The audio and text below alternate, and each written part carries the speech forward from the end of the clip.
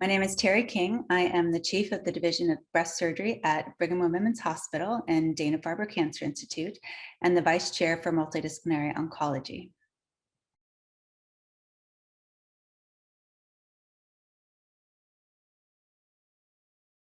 So the topic of avoiding surgery is one that has gained much attention recently.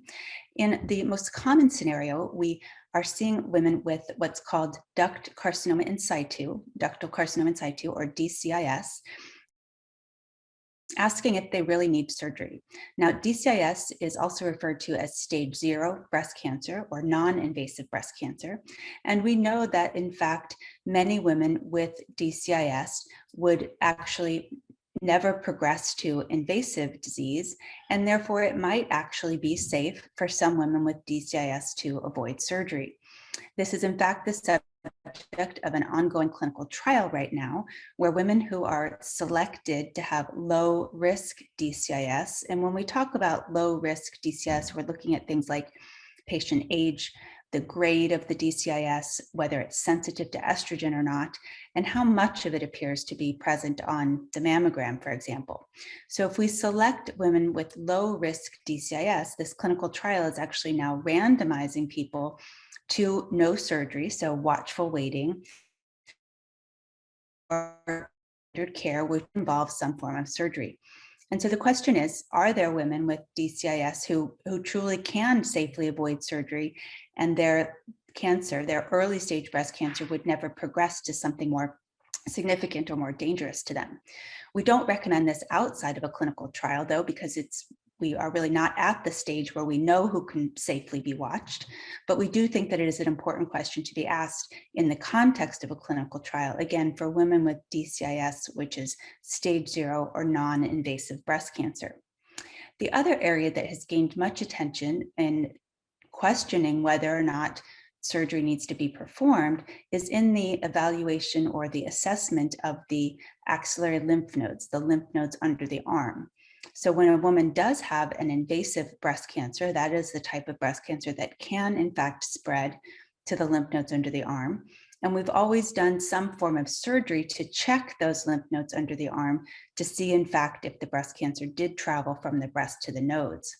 Now, most recently, I guess not so recently anymore, but since the mid-90s, the type of axillary procedure that we perform to check the lymph nodes is called a sentinel lymph node biopsy, and that involves just identifying the first 2 or 3 lymph nodes that drain the breast, removing just those 2 or 3 lymph nodes to be checked to see if the cancer has spread from the breast to the nodes, and then not having to go any further if they're negative or if there's just a limited amount of disease.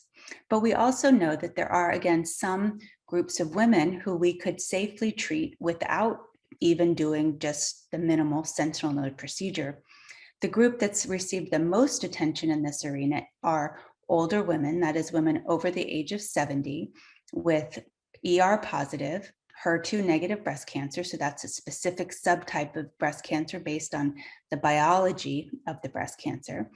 And we know that, again, in these older women with early stage ER positive, HER2 negative breast cancers, that the information from the lymph node surgery is likely not going to change the treatment recommendations in most situations.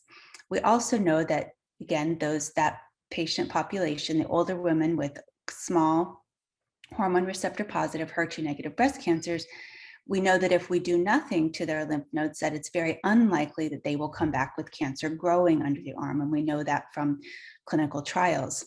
So if we think it's safe to not do surgery with respect to not having cancer develop under the arm, and if the information from removing the lymph nodes is not going to change any of the subsequent treatment recommendations, then we ask ourselves, do we really need to do the lymph node surgery?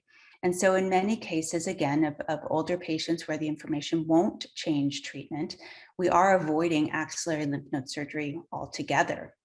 And women are doing, again, just fine. And this is based on data from trials supporting that this is a safe approach.